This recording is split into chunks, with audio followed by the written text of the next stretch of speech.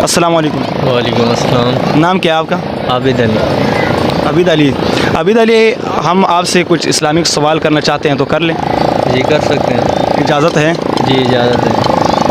مجھے یہ بتائیں، ہمارے پیارے نبی پاک صلی اللہ علیہ وسلم کا نام کیا ہے؟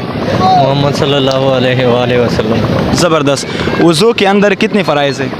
4۔ کون کون سے؟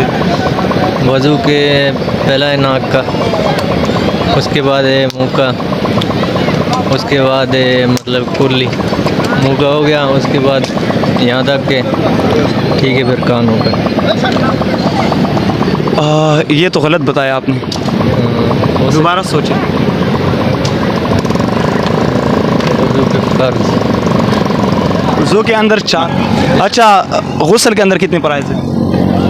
غسل کے اندر غسل تو روزانہ کی بنا پر ہم کرتے ہیں، اگر ہم مسلمان ہیں تو روزانہ کی بنا پر ہم غسل کرتے ہیں۔ اگر کسی کو غسل کے بارے میں نہ پتہ ہو تو یہ افسوس کی بات ہے، اور مسلمان کے لیے یہ بالکل افسوس کی بات ہے۔ تو غسل کے اندر کتنے فرائض ہیں، ذرا سوچ کے بتائیں۔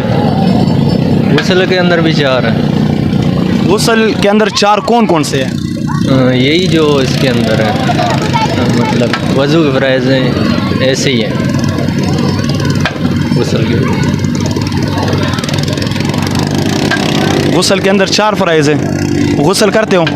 جی کرتے ہیں۔ تو پتہ کیوں نہیں ہے؟ آپ کیسے غسل کرتے ہیں، بتائیں آپ کہاں سے شروع کرتے ایسے کرتے ہیں کہ یہاں تک پانی آنا چاہیے۔ ہیں؟ یس، یہ ایک فرض ہے۔ آگے ایک فرض ہو گیا، اس کے بعد ناک کا یہ پورا دوسرا فرض ہے۔ بالکل صحیح بتایا، صحیح ہے۔ بالکل صحیح بتایا۔ اس کے بعد منہ ٹکنوں تک، نہیں، پورے جسم پہ پانی پھیرنا، ہاں، پورے جسم پہ پانی پھیرنا، یہ تیسرا وہ ہے۔ افسوس کی بات یہ ہے کہ یہاں پر کسی کو غسل کے بارے میں بھی پتہ نہیں ہے، غسل کے فرائض کے بارے میں بھی پتہ نہیں ہے۔